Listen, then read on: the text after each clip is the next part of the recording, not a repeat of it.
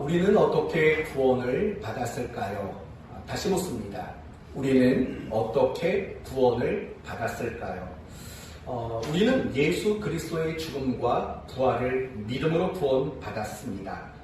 다시 말해 우리 가운데 그 누구도 나의 자격과 공로와 어떤 행위로 구원받은 사람은 한 사람도 없습니다. 오직 전적인 은혜의 방법인 이 하나님을 믿는, 예수를 믿는 믿음으로 우리 모두는 구원을 받았습니다. 이 사실을 아는 것은 굉장히 중요합니다. 왜냐하면 예수를 믿음으로 구원을 얻는다는 것을 알아야만 구원을 얻을 수 있기 때문입니다. 그러나 이것만큼이나 반드시 알아야 하는 것이 있습니다. 그것은 무엇이냐면 우리가 예수를 믿고 구원받는 것, 다시 말하면 구원을 받을 때만 믿음이 필요한 것은 아니라는 겁니다. 이렇게 말하는 게 정확하겠죠. 예수를 믿고 구원을 받을 때 믿음이 필요하듯 구원받은 이후에 우리가 살아가는 삶의 모든 순간에도 끊임없이 믿음은 필요하다라는 이 사실을 우리는 굉장히 중요하게 여기고 알아야만 하는 겁니다. 그렇기 때문에 우리가 예수를 믿는 것, 그것으로 구원을 얻고 구원을 얻은 이후에 우리의 삶의 그 중심에는 반드시 믿음이라는 것이 있어야 합니다. 다시 말하면 우리는 믿음으로 구원을 받았듯이 믿음으로만 살아가야 한다는 것입니다. 그렇다면 우리가 믿음으로 산다는 것은 과연 무엇일까요? 오늘 본문이 바로 이 점을 우리에게 명확하게 설명해 주고 있습니다.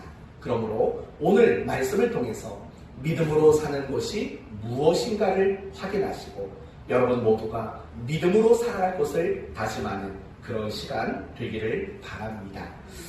오늘 본문은 예수님이 누군가의 집에서 사람들을 가르치고 계셨을 때 일어났던 일들을 소개하고 있습니다. 누군가를 가르쳤습니다. 그 누군가가 누구라고 말하냐면 17절에 보시면 갈릴리의 각 마을과 유대와 예루살렘에서 온 두 부류의 사람을 언급합니다. 첫 번째는 바리새인이고 두 번째는 누굽니까? 율법 교사를 언급하고 있습니다. 그들을 포함한 여러 사람들을 예수님이 가르치고 있다는 겁니다. 여러분, 바리새인은 누굽니까? 백성들을 신앙으로 교육하는 사람입니다. 그러면 율법 교사들은 누굽니까? 율법 교사. 이들은 율법의 전문가로서 율법을 연구하고 그 연구한 바 율법을 구체적으로 우리가 어떻게 지켜야 하는가를 정하는 그런 전문적인 역할을 하던 사람이 바로 율법 교사입니다. 그리고 다른 말로 말하면 이 율법 교사는 곧 서기관이기도 합니다. 그래서 여러분 21절을 보시면 이 율법 교사라는 말을 다시 서기관이라는 말로 바꾸고 있습니다. 그러나 한 가지 더 알아야 될 것은 뭐냐면 이 서기관도 역시 바리새인 안에 속한 자들이라는 겁니다. 그 당시 역사가였던, 그 당시는 아니지만 고대 역사가였던 요세푸스에 의하면 예수님 당시의 바리새인의 숫자는 약 6,000명 정도 되었다라고 언급을 하고 있습니다. 중요한 것은 이 바리새인들이 예수님에게 왔다는 겁니다. 그리고 예수님의 가르침을 듣고 있다는 겁니다. 이유가 무엇일까요? 아마 두 가지 이유가 있을 겁니다. 첫째는 예수님께 대한 그 소문의 진위가 과연 어떠한가라는 것, 그 소문이 사실인지 아닌지 보고 싶었던 겁니다. 또는 예수님이 어떤 사람인가를 관찰하고 또 점검하기 위한 의도가 있었습니다. 요즘 식대로 말한다면 예수님이라는 사람, 그 사람의 신학적 사상이 어떤가 그걸 보고 싶어서 바리새인들은 예수님을 찾아 나온 겁니다. 그렇다면 지금 예수님이 사람들을 가르치고 계실 때 어떤 일이 일어났습니까? 18절 말씀을 보십니까? 한 중풍병자를 사람들이 침상에 메고 와서 예수 앞에 들여놓고자 하였으나 바로 이런 일이 일어난 겁니다. 예수님이 사람들을 가르치셨습니다. 그런데 몇몇의 사람들이 침상에 중풍병자, 요즘 식도로 말하면 뇌졸중, 뇌출혈 이런 증상이겠죠. 그래서 온 몸이 마비가 되어서 자기 힘으로 걷지 못하고 자기 힘으로 움직이지 못하는 그런 환자를 침상에 들고 예수님에게 찾아 나왔다라는 겁니다. 여러분, 그들이 예수님에게 나온 이유가 뭘까요? 고침을 받고자 나온 거죠. 그러나 곧 그들에게는 한 가지 큰 문제가 찾아옵니다. 어떤 문제가 찾아오냐면 예수님이 계신 곳까지 갈 수가 없는 겁니다. 왜 갈 수가 없었습니까? 예수님이 계신 집 안과 집 밖에 굉장히 많은 무리로 인해서, 군중들로 인해서 예수님께 갈 길을 찾지 못한 겁니다. 이렇게 말할 수 있는 거죠. 플랜 A가 실패한 겁니다. 그들이 가지고 있던 첫 번째 계획은 들 곳에 들고 침상에 들고 예수님에게 가는 거였습니다. 이렇게 사람들이 많아가지고 예수님께 갈 수 없을 거라는 생각은 하지 못했던 것 같습니다. 그게 그들의 플랜 A였습니다. 그 플랜 A가 실패하자 그들은 갑자기 굉장히 창의력을 발휘해가지고 플랜 B를 세웁니다. 그 플랜 B는 뭡니까? 지붕으로 올라가는 겁니다. 지붕에 올라가서 지붕을 뜯어내는 겁니다. 그리고 지붕을 뜯어내 구멍을 낸 후에 지붕에서 예수님이 계신 곳으로 줄로 매달아 이 중풍병 환자를 내리는 것, 그게 그들의 플랜 B가 되었습니다. 그리고 그들의 계획대로 지붕에 올라갔고 지붕을 뚫었습니다. 요즘 식대로 생각해보면 이건 납득이 되지 않죠. 과연 누구 집 지붕이 이렇게 쉽게 뚫리겠습니까? 하지만 2000년 전 예수님 당시의 집은 나뭇가지, 흙, 돌 이런 것들로 쌓은 집입니다. 그래서 조금만 도구를 가지고 노력하면 얼마든지 구멍을 낼 수 있는 그런 집이라는 것을 생각하면 얼마든지 가능한 일인 겁니다. 그들은 지붕을 뜯었습니다. 그리고 줄에 그 침상을 매달아 예수님이 계신 곳으로 달아 내렸습니다. 드디어 예수님 앞에 이 중풍병 환자가 다다르게 된 겁니다. 그리고 그들의 바램대로 25절 말씀을 보면 중풍병 환자는 고침을 받았습니다. 그런데 여기서 우리는 한 가지 중요한 질문을 해야 합니다.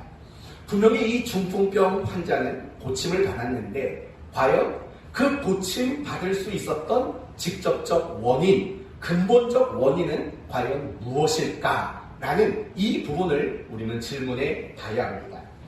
여러분 생각은 어떻습니까? 이 중풍병자가 고침을 받게 된 원인은 무엇일까요?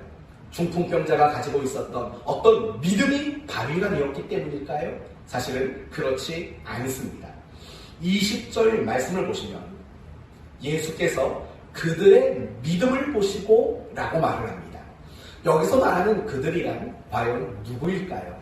중풍병자를 침상에 메고 지붕을 뚫고 줄을 달아 그 침상에 있는 자를 내린 자들, 바로 그 사람들을 말하는 거죠. 흔히들 사람들은 중풍병자의 친구들이다 라고 말을 하죠. 그게 정확한지 아닌지는 모릅니다. 그냥 우리가 편의상 그렇게 말한다면 지금 이 중풍병자가 고침을 받았던 가장 직접적인 원인은 무엇이냐면 바로 그를 데리고 온 친구들, 바로 그들이라고 소개되는 그 사람들의 믿음에 의해서 중풍병 환자는 고침을 받았다는 겁니다. 그러면 한 번 더 생각해 봐야 합니다. 그러면 이 그들이라고 소개되는 그들의 믿음은 도대체 무엇입니까? 어떤 믿음이 있었던 겁니까? 예수님이라면 고치실 수 있는 능력을 가지셨다. 또 그 예수님이라면 그 능력을 가지고 이 중풍병 환자를 고쳐주실 것이다 라는 믿음인 거죠.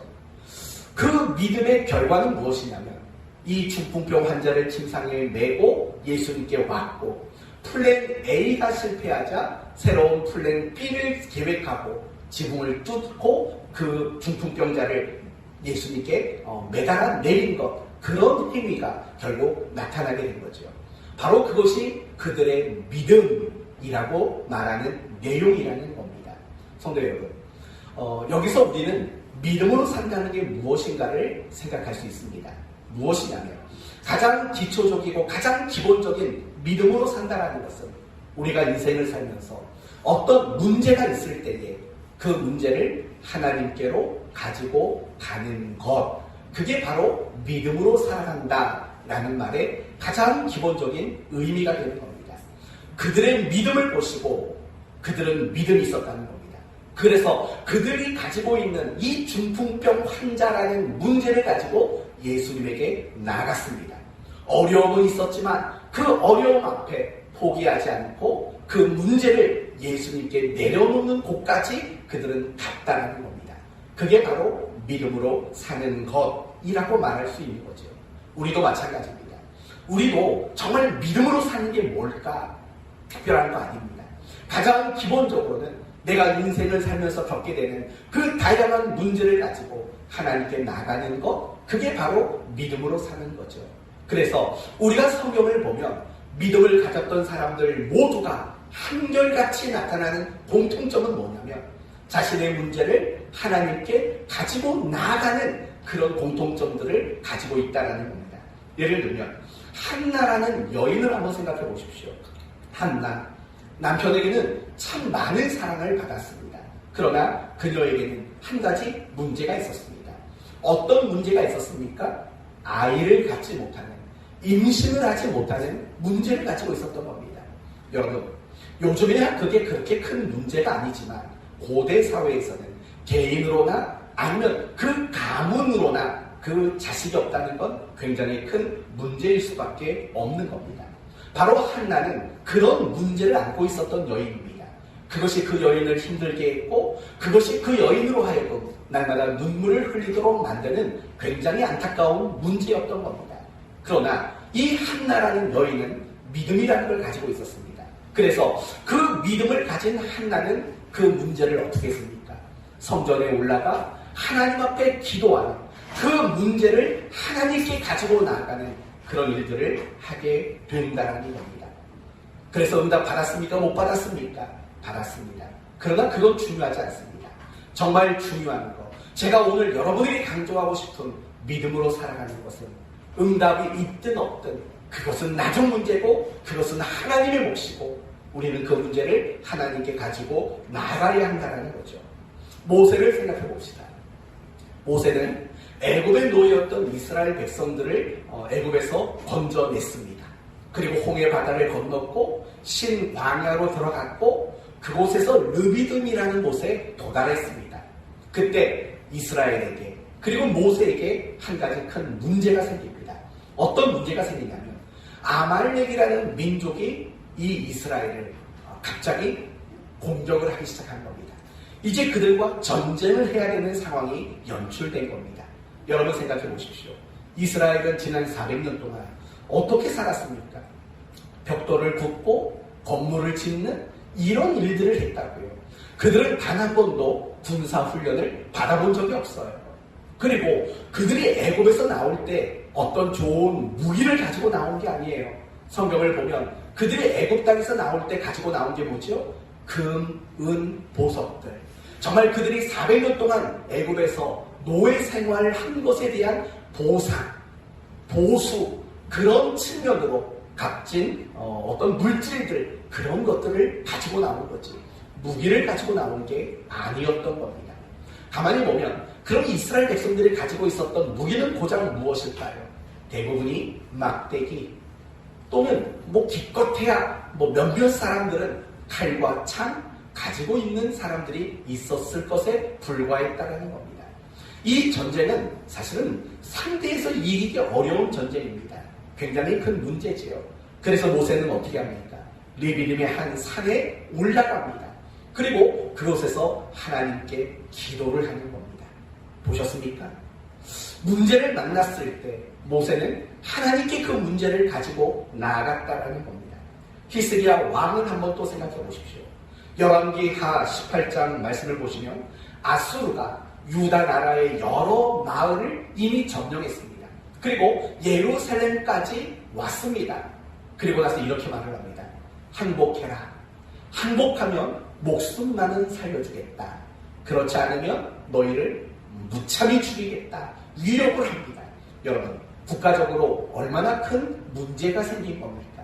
그때 히스기야 왕은 어떻게 했을까요? 성전에 올라가 하나님 앞에 간절히 기도하는 겁니다. 이 국가적인 위기를 가지고 하나님 앞에 나간 거죠. 또 열왕기하 20장을 보면 이번에는 히스기야가 갑자기 죽을 병에 걸립니다. 개인적인 문제가 생긴 겁니다. 질병이라는 문제가 생긴 겁니다. 그래서 히스기야는 어떻게 합니까? 성전을 향하여 바라보며 통곡하며 기도합니다. 자신에게 찾아온 그 문제를 가지고 하나님께 나아가는 것입니다. 하나만 더 생각해 봅시다. 사도행전 12장 말씀을 보시면 예루살렘 교회 안에 대대적인 박해가 일어납니다. 그래서 야고보 사도가 순교를 하고 그리고 베드로 사도가 감옥에 갇히게 됩니다. 여러분, 당시 베드로는 어떤 역할을 맡았던 사람입니까? 예루살렘 교회의 담임 목사 역할을 맡았던 사람이 바로 베드로 사도입니다. 그런데 그 베드로 사도가 지금 감옥에 갇히게 된 겁니다. 교회적으로 굉장히 큰 위기 상황이고 굉장히 큰 문제가 발생한 겁니다. 그래서 어떻게 했습니까? 온 교회의 성도들이 모여서 함께 하나님께 기도를 드렸습니다. 그 문제를 가지고 하나님 앞에 나아갔다는 겁니다. 이렇듯이 믿음을 가지고 살아갔던 사람들, 그들에게 나타나는 한결같은 공통점은 그들에게 있는 자신들에게 찾아온 그 문제를 가지고 하나님 앞에 나아갔다라는 그런 공통점을 우리는 발견하게 되는 겁니다. 사실 우리 주변에 있는 믿음의 형제 자매들의 모습 속에서도 찾아볼 수 있습니다. 여러분 주변에 있는 믿는 사람들, 그들의 모습을 유심히 보십시오. 그들이 어떤 문제가 생겼을 때 그들은 하나님을 찾아갑니다. 하나님 앞에 나아가서 기도하는 일들을 하게 됩니다. 그게 바로 믿음으로 살아가는 성도의 모습이라고 말할 수 있다는 겁니다. 이제 우리 모습을 생각해 봅시다. 분명한 것은 믿음을 가졌다라는 것, 그리고 믿음을 가지고 산다라는 말은 문제를 하나님께 가지고 나가는 것이라고 말씀을 드렸습니다. 그러면 여러분은 어떻습니까? 여러분은 지금 믿음으로 살아가고 있습니까? 믿음으로 살고 있습니까? 이것을 확인하기 위해서 먼저 여러분에게 이런 질문을 해볼게요. 지금 여러분에게는 어떤 문제가 있습니까? 지금 여러분에게는 어떤 문제가 있습니까? 저 문제 없어요. 아닙니다. 모든 사람에게는 다 문제가 있습니다. 왜냐하면 모든 사람은 완전하지 않고 완벽하지 않기 때문에 그렇습니다. 내가 그런 문제가 있는지 모르는 것일 뿐인 겁니다. 우리는 가끔씩 건강검진을 하면 깜짝 놀랄 소식을 듣습니다. 내 몸에 암이 생겼다고요? 그러나 우리는 그 건강검진을 하기 이전에는 내가 암이라는 문제가 있다는 사실을 알지 못하고 사는 겁니다. 마찬가지인 겁니다. 분명히 여러분의 인생에는 어떤 문제점들이 분명히 있습니다. 그래서 그 문제 때문에 우리는 두려운 거고 그 문제 때문에 우리는 불행하다고 느끼고 살아가는 순간들이 있는 겁니다. 모든 사람에게 다 문제가 있습니다. 어떤 사람에게는 물질이라는 문제가 있습니다. 어떤 사람에게는 건강이라는 문제가 있고 또 어떤 사람에게는 자식의 문제, 배우자의 문제, 직업의 문제, 사업의 문제, 사람과의 관계라는 문제, 과거에 있었던 아픔과 상처라는 문제, 그거 말고도 정말 불안이라는 문제, 염려라는 문제, 더 나가서 신앙이라는 문제, 그것 말고도 모든 사람에게는 다 문제가 있는 것입니다. 그렇다면 우리 모두는 문제를 안고 살아가는 겁니다. 과연 여러분은 그 문제를 하나님께 가지고 나가고 있습니까? 여러분은 문제라고 여겨지는 그 일을 놓고 하나님 앞에 기도하고 있으십니까? 만약에 여러분이 이 질문 앞에 무엇이라고 대답할 수 있겠습니까? 예, 저는 문제를 가지고 하나님께 기도합니다. 기도로 나갑니다. 라고 말씀하신다면 여러분은 믿음으로 사시는 것이 맞습니다. 그러나 문제가 있는데도 불구하고 그것을 기도로 하나님께 가지고 나가는 일들을 하지 않는다면 믿음이라는 것이 여러분에게 있는지는 몰라도 여러분은 결코 믿음으로 살아가는 사람은 아니라는 사실을 우리는 알아야 합니다. 사랑하는 성도 여러분, 이건 가장 기본적인 겁니다. 문제가 있다? 당연히 하나님을 떠올려야죠. 당연히 그 하나님 앞에 그 문제를 가지고 나가셔야죠. 당연히 문제가 있다면 그 문제를 가지고 하나님 앞에 간절히 기도하셔야죠. 그게 믿음으로 살아가는 것의 가장 기본적인 거고 가장 기초적인 내용이라는 겁니다. 그러나 뜻밖에도 많은 그리스도인들이 예수를 믿는다고 말하고 하나님을 믿는다고 말은 하지만 어려운 문제가 찾아와도 그걸 가지고 하나님께 나아가는 그런 일들을 하지 못하는 경우들이 너무나도 많이 있다는 겁니다. 분명히 문제가 있습니다. 나도 그것을 인식하고 있습니다. 그런데도 이 문제를 하나님께 가지고 나아가는 일들이 없다면 어떻게 그것을 믿음으로 살아간다라고 말할 수 있겠습니까? 중풍병 환자들, 그들을 데리고 온 사람들을 생각해 보십시오. 예수님은 능력이 있다, 예수님은 고쳐주실 수 있다 라는 믿음이 있음에도 불구하고 나오지 않는 것과 뭐가 다르겠습니까? 사랑하는 성도 여러분, 믿음으로 살아간다는 것은 내게 있는 문제를 가지고 하나님께 나아가는 것입니다. 내 삶에 있는 문제를 가지고 하나님 앞에 기도하는 것, 그게 바로 믿음으로 살아가는 성도의 모습인 겁니다. 이렇게 믿음으로 사는 여러분 되셔야 합니다. 그리고 여러분이 그렇게 믿음으로 살려고 노력하는 일에, 내가 문제를 가지고 하나님께 나아가려고 하는 그 일에 어떤 어려움이 있거나 어떤 방해가 있어도 여러분은 포기하지 않는 자가 되셔야 합니다. 왜냐하면 정말 방해가 있기 때문에 그렇습니다. 예를 들면 이런 거죠. 내가 기도한다고, 내가 이 문제를 가지고 하나님께 나간다고 달라질까? 라는 생각이 든다면 그것은 내가 믿음으로 사는 것을 방해하는 방해의 요인일 수밖에 없습니다. 아유, 나는 지금까지 기도도 제대로 해본 적이 없는데 이제 기도를 하려고 하니까 이 행위 자체가 너무 낯선 겁니다. 지금까지 금식 해본 적이 없고 지금까지 기도원 가본 적이 없어. 근데 한번 해보려고 하니까 낯선 마음이 드는 겁니다. 그런 것들이 우리가 믿음으로 살아가는 것들의 방해 요인이 얼마든지 될 수 있다는 겁니다. 내가 기도를 하고 있는데 내 현실이 바뀌어지지 않고 있는 모습을 보는 것도 내가 믿음으로 살아가는 것들을 방해하는 요인이 될 수 있는 겁니다. 그럼에도 불구하고 우리는 믿음으로 살아가는 것, 내가 문제를 가지고 하나님께 나아가는 그 일을 포기하거나 중단하지 말아야 합니다. 여러분의 플랜 A가 실패한다면 새로운 플랜 B를 세워서 문제를 가지고 하나님께 나아가는 방도를 찾아야 하는 겁니다.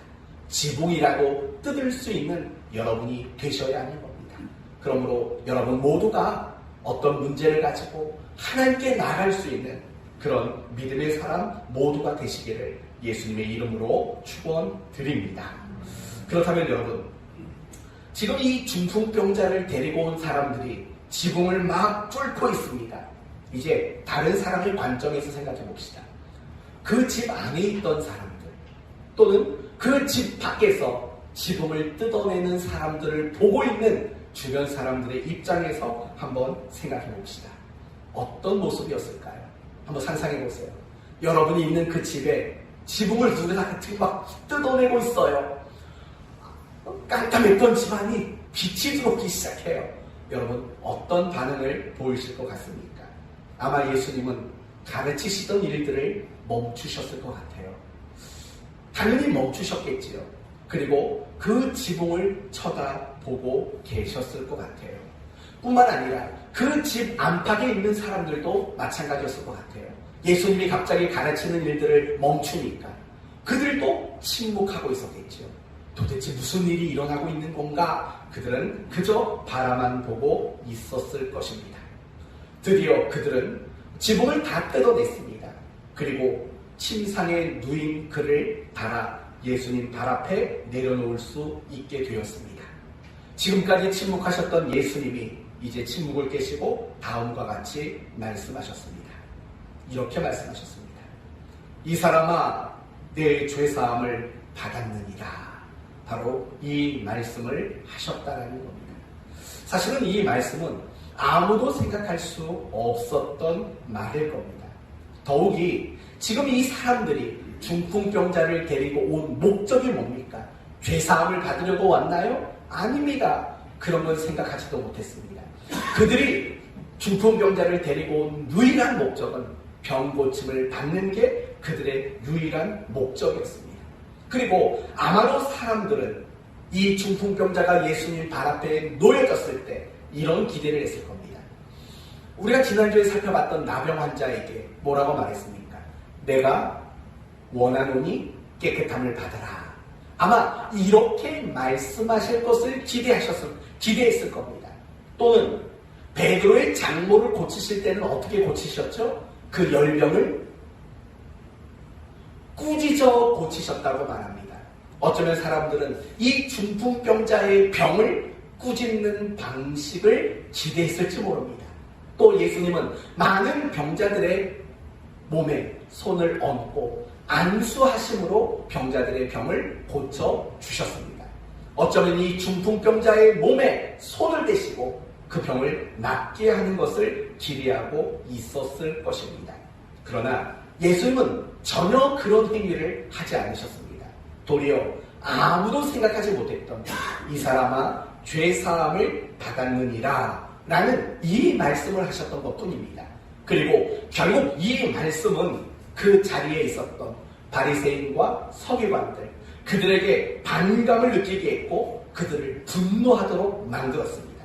그래서 21절 말씀을 보시면 서기관과 바리새인들이 생각하여 이르되 이 신성모독하는 자가 누구냐? 오직 하나님 외에 누가 능히 죄를 사하겠느냐? 이건 지금 그들의 마음속에 분노하고 있다는 겁니다. 오직 하나님밖에 할 수 없는 말을 왜 당신이 하고 있느냐라고 굉장히 분노하고 굉장한 반감을 가지고 있는 표현들을 그들의 마음속에 가지고 있는 겁니다. 그리고 이 바리새인들의 이야기는 사실은 틀린 말은 아닙니다. 사람의 죄사함의 문제를 언급할 수 있는 유일한 분은 사실은 하나님밖에 없는 것, 그것은 맞는 말입니다. 예를 들면 시편 130편에 이런 말이 나옵니다. 그러나 사유하심이, 여기서 말하는 사유하심이라는 것은 죄사함을 말하는 겁니다. 사유하심이 주께 있음을 이라고 고백을 합니다. 또 여러분이 잘 아시는 이사야서 1장 18절 말씀, 여호와께서 말씀하시되 오라 우리가 서로 변론하자. 너희 죄가 주홍 같을지라도 눈과 같이 희어질 것이요 진홍 같을지라도 양털같이 희게 되리라. 와라 너희 죄가 아무리 진홍 같고 붉어도 내가 희게 만들겠다. 이렇게 말할 수 있는 분은 오직 하나님 말고는 없다라는 거예요. 예레미야 31장에도 같은 말이 나와요. 내가 그들의 악행을 사하고 다시는 그 죄를 기억하지 아니하리라. 여호와의 말씀이니라. 이처럼 바리새인들의 주장은 옳은 거예요. 오직 하나님 말고는 죄사하는 권세가 아무에게도 없는 거예요. 그러나 이 바리새인들이 알지 못하는 게 있었어요. 그게 뭘까요? 바로 그 예수 그리스도가 하나님이라는 사실을 알지 못하는 것 뿐이었습니다. 사실은 그들의 이야기는 별로 중요하지 않아요. 정말 중요한 것은 무엇이냐면 사실은 이 사람아 죄사함을 받았느니라, 이 말은 사실은 뜬금없는 얘기예요. 예수님은 어떤 병든 자들을 고칠 때 네 죄사함을 받았다라고 말한 적이 없어요. 예수님은 병든 자를 고치실 때 그 병을 꾸짖거나 안수하거나 깨끗함을 받으라 라고 말하는 것이 전부였다고요. 근데 이 병든 자를 발 앞에 놔두고 이 사람아 죄사함을 받았다 라고 말씀하시는 것은 굉장히 의외의 발언이기 때문인 거예요. 오늘 설교의 초점이 바로 이 부분에 있는 거예요. 여러분이 두 가지 표현을 기억하셔야 돼요. 예수님이 중풍병자를 고치신 이유가 뭐라고요? 그 사람들의 뭘 보시고? 믿음을 보시고, 그리고 나셔서 하셨던 말씀이 뭐라고요? 이 사람아, 중풍병자에 가는 말이에요. 죄사함을 받았느니라 라는 말씀을 하고 있다는 거. 요 대목을, 요 두 가지 표현을 여러분은 주목해 보셔야 한다는 거예요.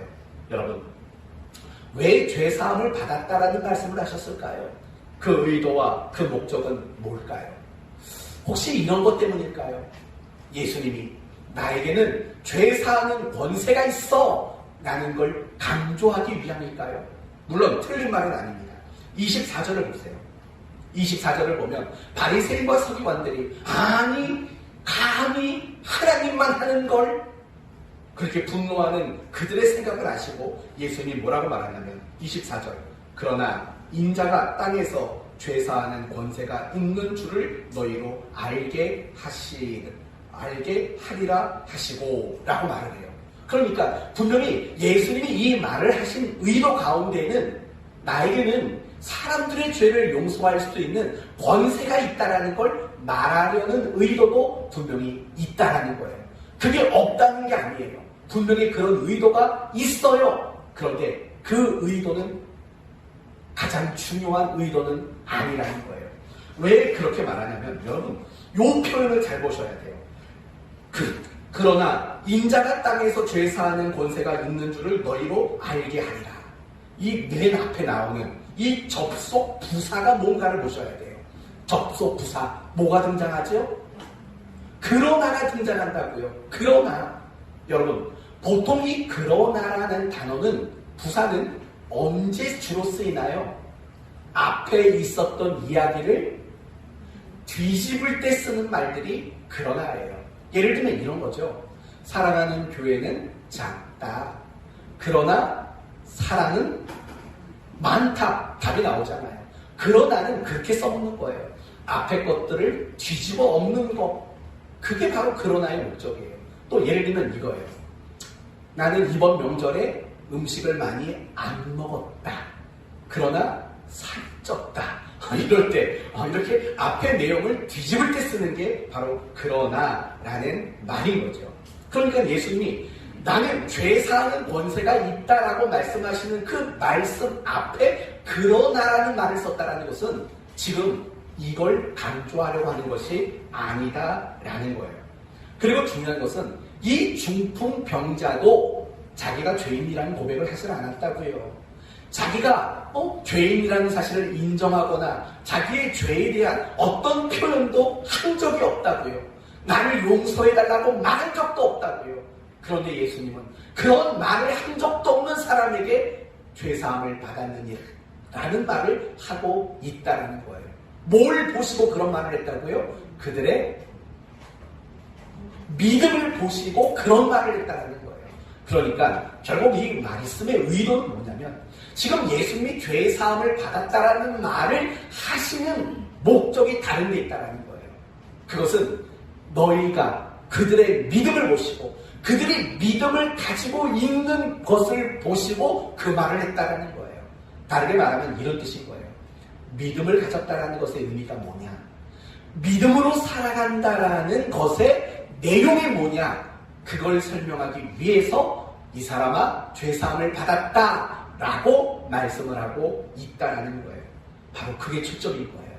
죄사함을 받았다. 단지 예수님 본인 자신이 죄를 용서하는 권세를 가졌다. 이걸 목적이 아니라 믿음을 가지고 살아간다라고 말할 때 그 내용이 뭐냐? 믿음으로 살아가는 게 뭐냐를 설명하기 위해서 죄사함을 얻었다. 이 말이 등장하고 있다는 겁니다. 이제 우리가 다시 한번 한 가지 질문을 해봐야 합니다. 과연 이 중풍병자를 메고 온 사람들, 그들은 왜 예수님께 그 병자를 데리고 왔을까요? 이 질문 상식적으로 생각해 보세요.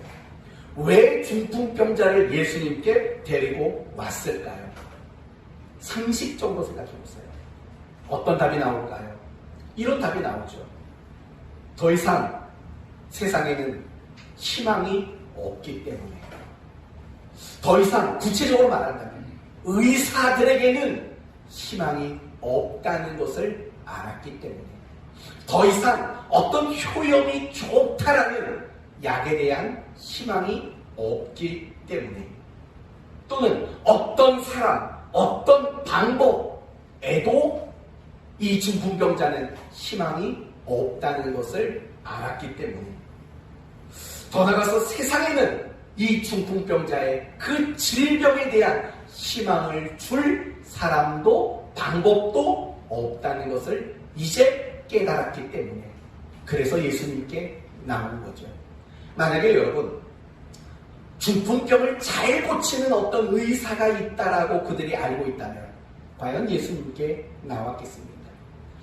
죽은 사람도 벌떡벌떡 일으키는 명약이 있다라고 안다면 그들이 예수님께 나왔겠습니까? 나오지 않았던 거죠.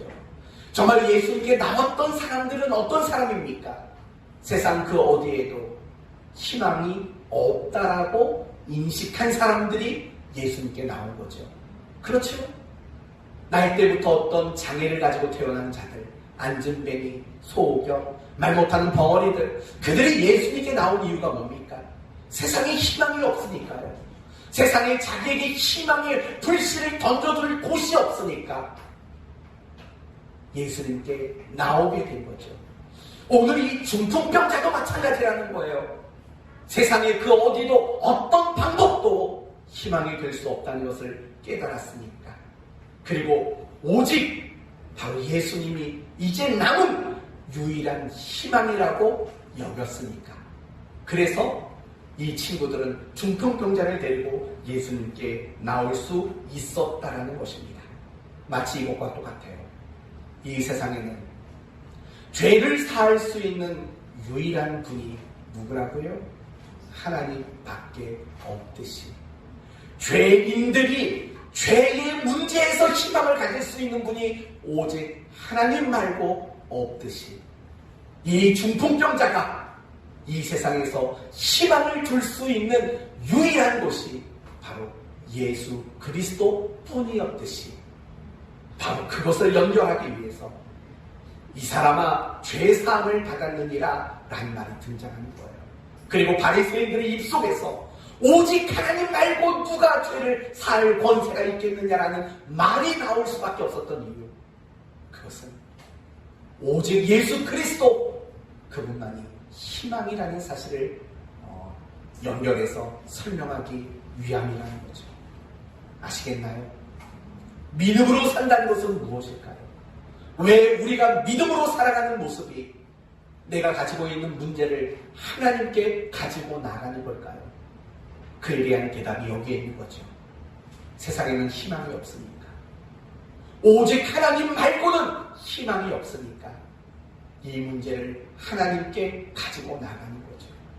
결국 믿음으로 살아간다는 것은 그것을 말하는 거예요. 세상은 내가 희망을 둘 곳이 아니다. 세상에는 내가 원하는 희망은 없다. 그것을 깨닫고 세상에 희망을 걸지 않고 오직 하나님에게만 희망을 두고 살아가는 사람, 오직 하나님에게 답을 찾고 오직 하나님에게서만 내 인생의 해결책을 찾으며 살아가는 것, 세상의 법칙을 따라가는 것이 아니라 하나님의 은혜로운 통치와 은혜로운 법칙을 따라 살아가는 것, 그게 바로 믿음으로 살아간다라는 말의 의미인 겁니다. 이 말이 복잡하게 느껴지십니까? 쉽게 말씀을 드릴게요. 세상의 은혜를 구하는 게 아니에요. 세상이 줄 수 있다고 말하는 은혜를 구하는 게 아니라 오직 하나님이 주시는 은혜만을 구하며 살아가는 사람. 세상의 힘으로 살지 않고 세상의 법칙대로 살지 않고 세상의 방법대로 살지 않고 세상의 것들을 끌어다 살지 않고 오직 하나님이 주시는 은혜, 하나님이 주시는 도움, 하나님이 주시는 위로와 힘을 가져다 살아가는 사람, 바로 그것이 믿음으로 산다라는 말의 핵심인 거죠. 그런 사람은 당연히 문제가 생길 때마다 하나님께 나아갈 수밖에 없는 거죠. 살아가는 성도 여러분, 믿음으로 살아간다라는 것, 그리고 구약에서 신약에서 각각 이렇게 말하죠. 의인은 믿음으로 말미암아 살리라. 우리에게 그렇게 요구를 한다고요. 하박국 선지자를 통해서 또 바울을 통해서 우리에게 그렇게 권면했지 않습니까? 의인은 믿음으로 산다. 믿음으로만 살아야 된다. 무슨 말입니까? 세상을 방법 삼지 않는 거예요. 세상을 어떤 규칙으로 삼지 않고 살아가는 거예요. 하나님이 내 삶의 방법이고 하나님의 은혜로운 통치가 내 삶의 규칙인 거예요. 날마다 하나님의 은혜를 구하며 살아가는 거예요. 날마다 하나님의 도우심만 구하며 사는 거예요. 그게 바로 믿음으로 살아가는 것이죠. 그것이 의인은 믿음으로 말미암아 살리라 라는 말씀이고, 이 사람아 죄사함을 받았느니라 라는 말씀이 우리에게 제시하는 삶의 모습이라는 겁니다. 사랑하는 성도 여러분, 이제 우리 자신의 모습을 조금만 더 곰곰이 생각을 해보도록 합시다. 여러분은 믿음으로 살고 계십니까? 여러분은 믿음으로 살고 계십니까? 두 가지로 확인시켜 드릴게요. 첫째, 여러분 혹시 주변 사람들에게 이런 핀잔의 말을 들어본 적이 있는지 생각해 보세요. 당신 그렇게 살면 이 냉혹한 세상에서 살아남지 못해. 당신 그렇게 순진해서 어떻게 살려고 그래? 당신 그렇게 정직하게 살면 어떻게 해? 이런 말 혹시 들어보신 적이 있으십니까? 어때요? 이런 말 들어보신 적 있으세요? 그렇게 착하게 살면 안 돼. 왜 맨날 당신이 양보해? 이런 말 들어보신 적 있는지 생각해 보세요.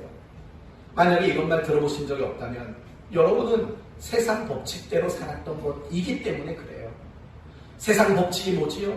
약육강식이지요. 약한 자는 먹혀요. 강한 자는 먹어요. 항상 강한 자가 이기는 게 세상 법칙이에요. 그게 진화론의 사고에서 나온 세상 법칙 아닙니까? 만약에 우리가 그런 법칙을 따라 살아가면 새 사람들에게 어떻게 그런 말을 듣겠어요? 그렇게 순진하면 안 돼. 그렇게 정직하게 살면 안 돼. 이런 말을 들을 이유가 없죠. 그러나 그런 세상의 법칙을 외면하고 하나님 통치, 하나님의 은혜의 법칙 안에서 살아간다면 우리는 이 말을 들을 수밖에 없어요. 그렇지 않겠냐고요. 순진하게 살 수밖에 없지요. 착하게 살 수밖에 없죠. 늘 정직하고 양보하며 살 수밖에 없죠. 그게 하나님의 은혜의 통치의 원리고 결과잖아요. 산상수훈에서 뭐라고 말해요? 겉옷을 달라 하면 속옷도 주고, 오리를 가면 심리를 가고, 오른밤을 때리면 왼밤도 돌려대라고 말하잖아요. 그게 하나님의 은혜를 구하며 사는 사람, 그게 믿음으로 사는 사람의 모습이라고요. 그런데 도무지 순진한 양반 같으니라고 이런 말을 못 듣고 산다면 내가 어떻게 믿음으로 살고 있다는 말이 나오겠어요? 야, 참 당신 사리분별 빠르네. 이런 말이 듣기 좋으셨어요? 그런 말 듣지 말아야 돼요. 예수 믿는 사람, 믿음으로 사는 사람은 순진하게 살아야 돼요. 제발 사람들에게 그렇게 살면 안 돼라는 이런 말을 듣고 살아야죠. 왜냐하면 믿음으로 사는 건 세상 법칙에서 벗어나고 사는 거니까. 이런 말을 듣고 사는지 생각해봐요. 두 번째, 매일매일 기도하는지 생각해봐요. 매일매일 기도하는지. 여러분, 기도가 뭘까요? 이런 말 하지 마세요. 하나님과 교제하는 거예요. 내 어려운 소원을 하나님께 아뢰어서 응답받는 거예요. 이런 말 하지 마세요. 우리 교회 성도들은 그런 말 하지 마세요. 기도가 뭐냐고 물어보면 이렇게 말하세요. 내 모습이 어떠하든, 내 수준이 어떠하든, 나를 기억하시고, 나를 변함없이 사랑하시고, 나를 자비와 긍휼과 은혜로 나에게 대접하시는 분이심을 고백하고, 그래서 나는 더 이상 내 힘으로 살지 않고, 세상의 어떤 힘을 빌려다 살지도 않고, 오직 하나님의 힘으로만 사는 사람들에게 나타나는 특징이요. 이렇게 말하셔야 돼요. 기도는요, 단지 하나님과 교제하는 차원이 아니에요. 기도는요, 단지 내 소원을 이루기 위한 방법이 아니에요.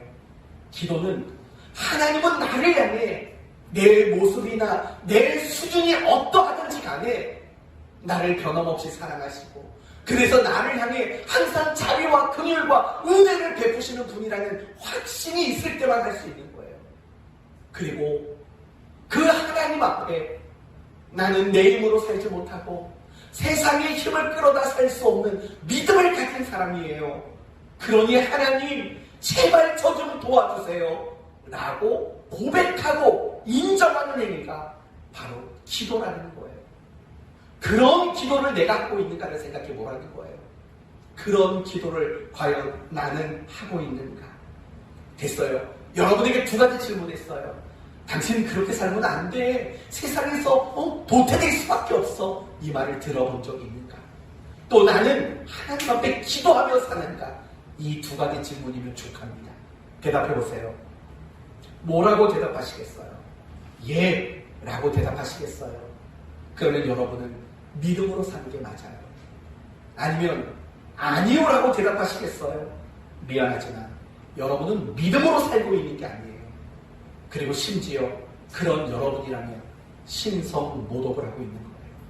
하나님은 우리를 고아처럼 두지 않겠다고, 우리의 아버지가 되어주시겠다고, 우리를 도와주시겠다고 그렇게 약속했음에도 불구하고 여전히 세상의 법칙과 세상의 규칙과 세상의 방법에 근거해 산다면 그게 신성모독이지요. 그게 신성모독 아니라고 생각하세요? 그거야말로 진정한 의미의 신성모독일 수밖에 없습니다. 사랑하는 성도 여러분, 오늘 이 말씀을 가볍게 여기지 말아야 돼요. 정말 오늘 그리스도인의 삶이 뭔지, 우리가 믿음으로 살아가는 게 뭔지를 사실은 분명히 말하고 있는 거예요. 문제를 가지고 하나님께 나가는 거예요. 문제가 있는데도 하나님께 안 나간다면 그 믿음으로 사는 거 아니에요. 신성모독이라고요. 더 나가서 내가 예수 믿는 사람으로 살아가고 있지만 세상 사람과 똑같은 방법으로 편법을 쓰고 불의한 방법을 쓰고 세상적 방법을 가지고 살아간다면 그게 어떻게 믿음을 가지고 살아가는 거냐고요.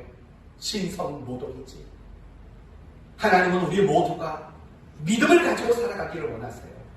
더 이상 우리가 세상의 방법과 규칙대로 살아가는 게 아니라 하나님의 방법과 하나님의 은혜의 통치 안에서 살아가는 사람이 되기를 원하신다고요. 바로 그런 삶을 살아가는 것, 바로 그게 믿음으로 살아가는 성도의 모습이라고 말하고 있는 거예요. 사랑하는 성도 여러분, 믿음으로 사셔야 돼요. 믿음으로. 문제를 하나님께 가지고 나가는 믿음. 삶의 방식 자체가 하나님의 방법대로 늘 하나님께만 도움을 구하며 살아가는, 세상에는 손 내밀지 말고 하나님에게만 손 내밀고 살아가는 그런 우리 되기를 하나님이 원하고 계신 겁니다. 제발 여러분에게 부탁하고 당부합니다. 믿음으로 살아가는 여러분 되시기를 바랍니다. 이제 마지막으로 한 가지 질문을 합니다. 오늘 본문에서 보면 다양한 사람들이 등장합니다. 예를 들면 예수님 집 안에서 예수님을 감시하고 비난했던 바리새인들, 또는 중풍병자, 또는 이런 광경을 목격하는 많은 사람들 등장합니다. 이 많은 사람들 중에서 가장 강조되는 사람은 누굴까요?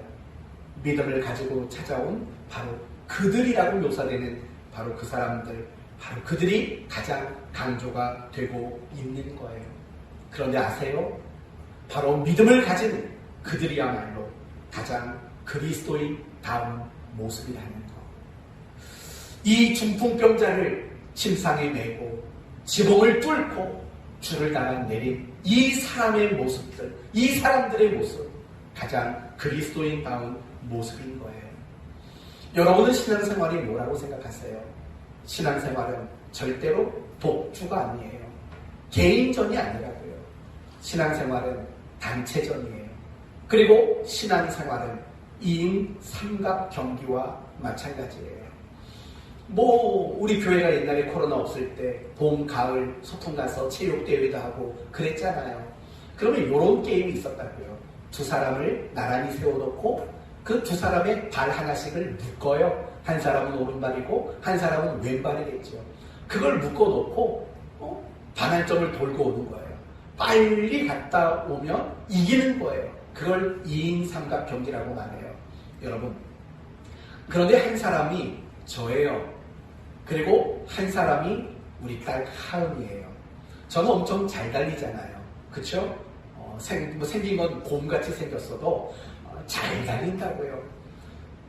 적어도 저희 딸보다는 빨리 뛸 수 있어요. 보폭도 넓으니까. 그래서 제가 빨리 뛴다고 해서 막 힘껏 뛰어가면 어떤 일이 벌어질까요? 저희 딸이 넘어지겠죠. 저희 딸이 넘어지면 그 다음은 어떤 일이 일어날까요? 저는 더 이상 뛰지 못하게 되는 거죠. 그러면 결국은 완주하지 못하게 돼요. 그럼 어떻게 하는 게 가장 지혜롭고 올바른 모습일까요? 저희 땅의 보폭과 속도를 맞춰주는 거지요.